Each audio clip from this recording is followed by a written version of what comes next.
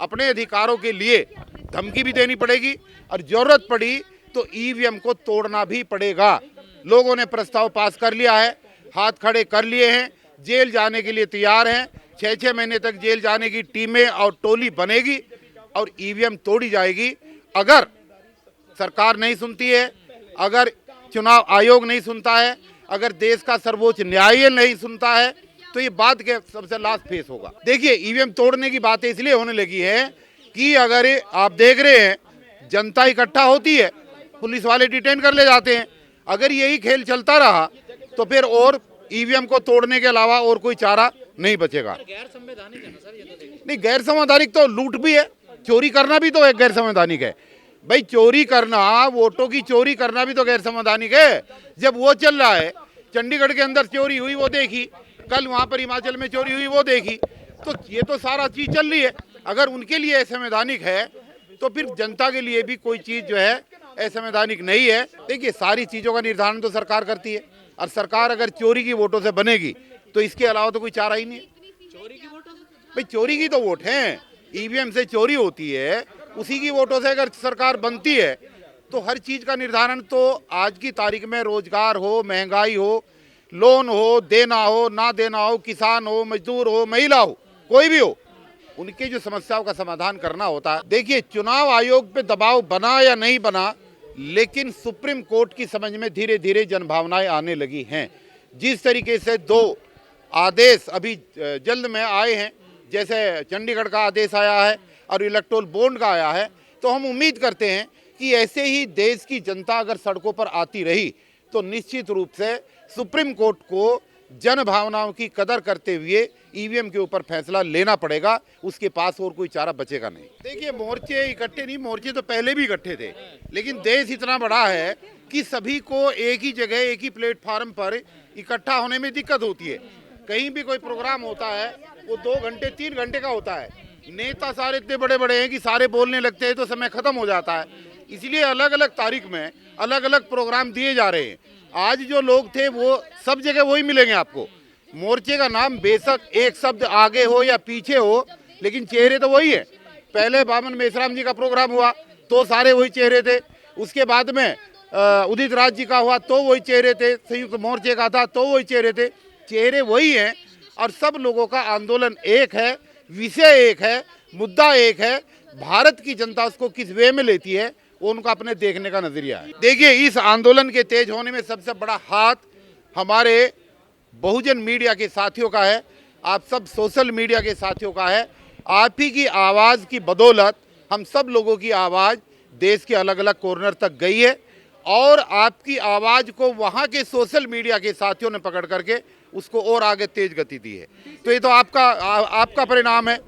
देखिए, कौन नेतागिरी करता है कौन नहीं करता ये अलग विषय है। हम तो कहते हैं सब नेतागिरी करो, लेकिन बस ईवीएम को हटवा दो। ईवीएम का हटाना जरूरी है और जो नेता है वो तो नेतागिरी करने के लिए पैदा हुए, वो नेतागिरी नहीं करेंगे तो क्या घास छिलेंगे? देखिए, ये तो आप कह रहे हैं, मैं तो ये कह रहा हूं कि जिसके पास जितनी जनता है, अगर उस जनता का सही रूप में इस्तेमाल हो जाए और सारे आंदोलनों को बंद करके अगले 15 दिन 20 दिन तक सिर्फ और सिर्फ ईवीएम हटाओ आंदोलन, अगर इसकी शुरुआत अगर हो जाए तो निश्चित रूप से सभी समस्याओं का समाधान ऑटोमेटिकली हो जाएगा। ईवीएम हटाने के लिए हर कोई आ रहा, किसान आ रहे हैं, पहले वकील हो रहे हैं, राजनीतिक पार्टियां भी आ रही हैं, आएंगे धीरे धीरे, लोगों की समझ में आ रहा है। आप लोगों के और हम लोगों के समझाने से। या फिर ये राजनीति की भेंट चढ़ने लगा? नहीं, राजनीति की भेंट नहीं चढ़ेगा। राजनीति कोई क्या करेगा? राजनीति तो भाजपा कर रही है और भाजपा को हटाने का और ईवीएम को हटाने का एक ही एजेंडा है। तो ये क्या करेंगे? ये तो वो लोग हैं जो ईवीएम की भेंट चढ़ते हैं, ये तो वो लोग हैं जो ईवीएम के अंदर से होने वाले चुनाव की लूटखोरी की वजह से हर बार चुनाव हारते हैं। तो ये क्या राजनीति करेंगे? ये तो राजनीति से वैसे ही बाहर होने वाले हैं। अगर इनकी आंख ना खुली राजनीतिक दलों की और 2024 तक ये ना जागे तो इनका तो बोरिया बस बिस्तर वैसे ही बंद होने वाला है 2024 के बाद। देखिए, जाना तो वहीं चाहते हैं, लेकिन वहां पुलिस जाने कहाँ दे रही है? जब भी वहां जाने, देखिए, बिना नोटिस के तो नहीं जाया जा सकता भाई, नोटिस तो देना पड़ेगा ना संविधान के दायरे में रह करके। और जब संविधान के दायरे में रह करके सूचना देते हैं, नोटिस देते हैं, हम तो गए थे कहने के लिए, हम तो चुनाव आयोग को ये कहने के लिए गए थे कि इतनी मशीनें आप गांव गांव में भेज रहे हैं, इनको भेजने की क्या जरूरत है? 50 मशीनें हमें दे दो। लेकिन उन्होंने जाने कहाँ दिया। आप केस याचिका दायर करिए सर। याचिका दायर हैं, याचिका दायर कहाँ करोगे? सुप्रीम कोर्ट में करोगे, हाई कोर्ट में करोगे? दर्जनों याचिकाएं हैं और उन सबको एक जगह क्लब कर लिया गया है। लेकिन सुप्रीम कोर्ट भी देख रहा है कि कब सही समय होगा जब इसके ऊपर निर्णय आएगा। पुलिस हिरासत में ले लेती है आप लोगों को, पूरे पूरे दिन थाने में बैठाती है। कब तक लेगी? जितनी बार पुलिस हमें हिरासत में लेगी और आप लोग हमें हिरासत में लेते हुए अपने चैनल के माध्यम से दिखाएंगे, उतनी ही देश की जनता उत्साहित होती है और इतने ही ज़्यादा आंदोलन को हमारे गति मिल रही है। पहले जो आंदोलन सिर्फ कस्बों तक था, अब वो आंदोलन धीरे धीरे गांव तक पहुंच गया है, आपकी वीडियो को देख करके और हम लोगों को अरेस्ट होते हुए देख करके। निश्चित रूप से जाएंगे, वो अपना पक्ष का रख रहे हैं, हम अपना पक्ष रखेंगे और हम जो पक्ष रख रहे हैं, हमने जो लोगों को बातें बताई है, हमने लोगों को जो गाइड किया है, हम तो एक ही बात कहते हैं कि हम तो अपनी वोट ढूंढने निकले हैं। हम तो अपनी वो वोट ढूंढने निकले हैं जो हमने खुद को दी और वो गायब होगी। इसका जवाब दे चुनाव आयोग। लेकिन आप लोगों उकसा रहे हैं सर ईवीएम तोड़ने के लिए। उकसा नहीं रहे, हम ये कह रहे हैं कि हमने अपना वोट अपने आप को दिया, वो हमें अपने आप को दिया गया वोट कहाँ चला गया? हम तो वो ढूंढने निकले हैं। बताए इसको देश की जनता बताए, चुनाव आयोग बताए, सुप्रीम कोर्ट बताए, हाई कोर्ट बताए। गुप्त का क्या मतलब है भाई? मैंने अपना वोट अपने आप को दिया है। अगर मैं प्रत्याशी हूँ, अगर मैंने पैसा लगाया, अपने संसाधन लुटा करके, पूरे संसाधन लुटाकर अगर मैंने कहीं से चुनाव लड़ा है और मैंने अपना वोट अपने आप को दिया है, तो हो सकता है मेरे परिवार ने ना दिया हो, मैंने तो अपना वोट अपनी आंखों से दिया है। तो जो वोट मैंने अपनी आंखों से दिया है, मेरा वोट कहाँ गया? मैं तो ये चुनाव आयोग से पूछ रहा हूँ। बीजेपी पे गया आपका वोट? कहीं भी गया, मुझे नहीं मिला। इसलिए मुझे नहीं मिला, इसका मतलब ये है कि ईवीएम में कहीं ना कहीं धांधले और गड़बड़ी है। इसलिए धांधलेबाजी की ईएम को हटाना जरूरी है इस देश के अंदर। दुनिया भर में एजेंसी काम कर रही है इन चीजों को लेकर, कोई भी तो कह नहीं रही है कि फ्रॉड है। कहेगा, कोर्ट भी कहेगा, सब कुछ कहेगा, जरा समय आने दो। भारतीय जनता पार्टी ने चालाकी से चंडीगढ़ के अंदर अपना मेयर जिता करके लड्डू बांट दिए थे ना। बांटे थे नहीं बांटे थे? जश्न चले, लड्डू बांटे, नगाड़े बजे। उसके बाद क्या हुआ? अब कहाँ है वो बीजेपी का जीता हुआ मेयर? कहाँ है? इस्तीफा दे दिया। दिया ना, इस्तीफा दिया, क्योंकि उसको पता था कि जो उन्होंने धांधलेबाजी की है उसका पर्दाफाश होने वाला है। आज मेयर किसका है?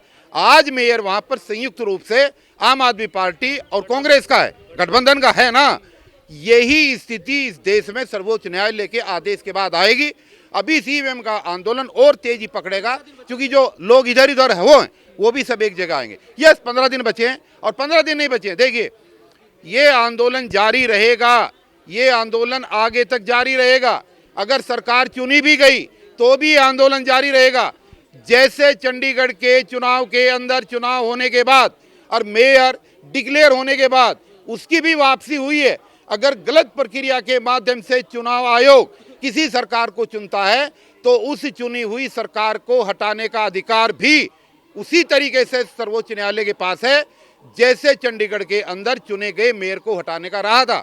इसलिए इस आंदोलन को आप 10 दिन का 15 दिन का आंदोलन ना समझे। ये आंदोलन नोटिफिकेशन होने के बाद, चुनाव की नोटिफिकेशन होने के बाद बंद नहीं होगा।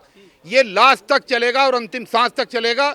और जितनी भी सरकारें इस ईवीएम के माध्यम से चुनी हुई है उनके सब के ऊपर प्रश्न चिन्ह लगेगा। ये बंद नहीं होगा, ना आज बंद होगा, ना चुनाव के समय बंद होगा। ये लगातार चलेगा और जब तक चलेगा जब तक ईवीएम बंद नहीं हो जाती।